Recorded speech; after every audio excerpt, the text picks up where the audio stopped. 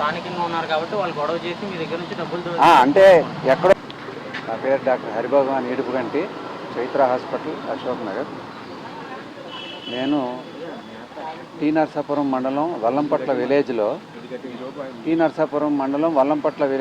Survey number 444, 445/1, 2, 3 దీంట్లో 15 ఎకరాలు 17 సెంట్లు పామాయిల్ తోట డిసెంబర్ 2023లో పేపర్లో యాడ్ ఇచ్చి 2024 జనవరి 18 ఆన్లైన్ ఈ ఆక్షన్ పెట్టగా డెప్ట్ రికవరీ ట్రిబ్యునల్ వైజాగ్ కోర్టు వారు నేను ఆన్లైన్ ఆక్షన్లో పాడటం జరిగింది.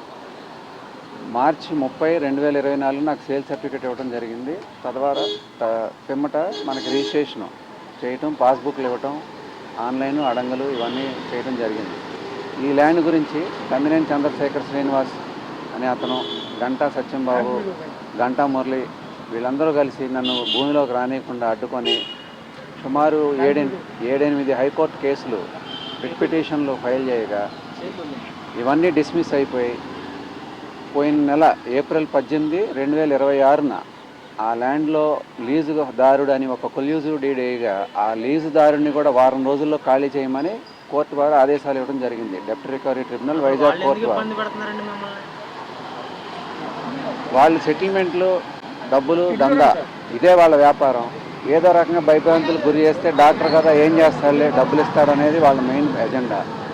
అయితే నేను దీన్ని ఢీకొట్టి ఈ కేసులన్నీ కోర్టు వారు పరిశీలించి కేసులు కొట్టేయడం జరిగింది. ఏప్రిల్ 18, 2026 ఎవరైతే ఈ ల్యాండ్లో ఉన్నాడో చింతపల్లి సర్వేశ్వరరావు గొల్లగూడెం, అతన్ని వారం రోజులు టైం ఇచ్చి ఖాళీ చేసేయమని ఆర్డర్స్ ఇవ్వడం కూడా జరిగింది.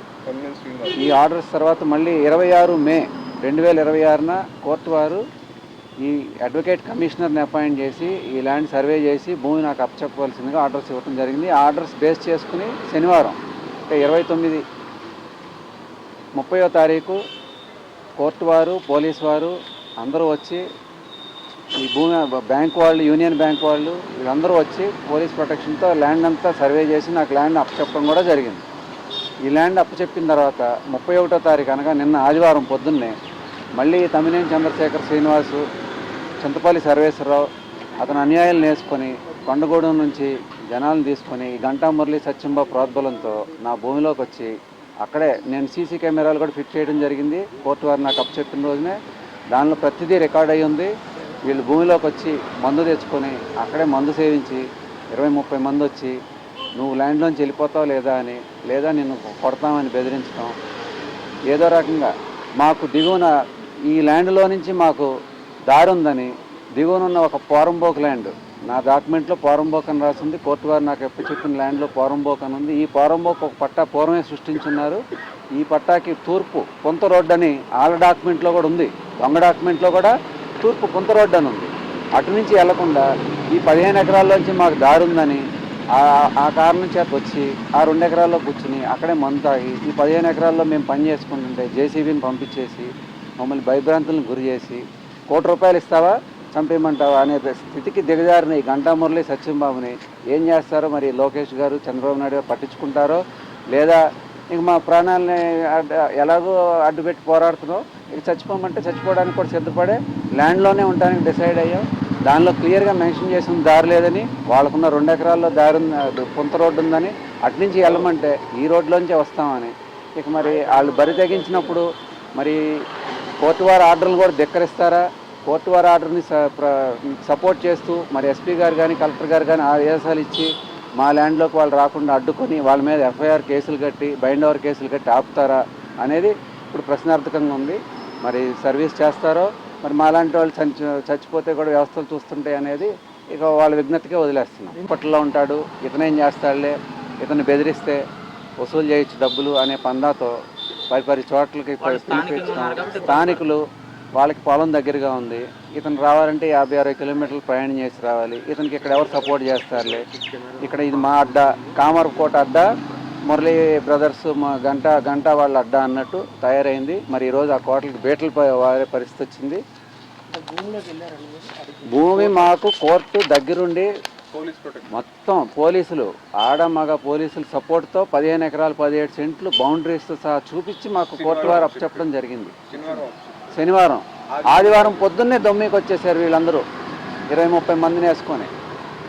కూర్చుని మందు తాగే వరకు ఆగి మందు తాగిన తర్వాత పైశాచికం పట్టినట్టు బూతులు, స్లాంగ్ లాంగ్వేజ్, వల్గరిజం, ఇంకా బెదిరించడం, పవర్ కట్ చేసేయటం, పవర్ లేకుండా చేయటం, నీళ్లు లేకుండా చేయటం, తర్వాత ఈ సీసీ కెమెరాలు పగలగొడతానని వాటి మీదకి వెళ్ళటం, జేసీబీని వెనక తిప్పి పంపించడం, మాకు ఎవరు అక్కడ కుర్చీలు ఇచ్చిన వాడిని కూడా కుర్చీలు ఎందుకు ఇచ్చామని బెదిరిస్తున్నారు, సీసీ కెమెరాలు పెట్టినోడిని సీసీ కెమెరాలు ఎందుకు ఇచ్చావు, మాకు ఆన్లైన్ ఆ పాస్వర్డ్ లాగిన్ ఇవ్వని బెదిరిస్తున్నారు.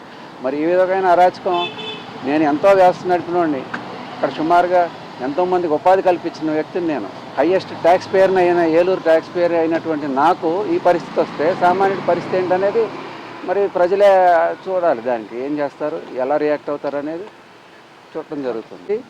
క్లియర్గా ఫోటోలు, వీడియోలతో సహా, కోర్టు ఇచ్చిన ఆర్డర్లతో సహా, నాకు కోర్టు అప్పచెప్పిన భూమితో సహా ప్రతి ఒక్క డాక్యుమెంట్ కూడా అటాచ్ చేసి ఈరోజు నా కంప్లైంట్ రిజిస్ట్రేషన్ చేయడం జరిగింది.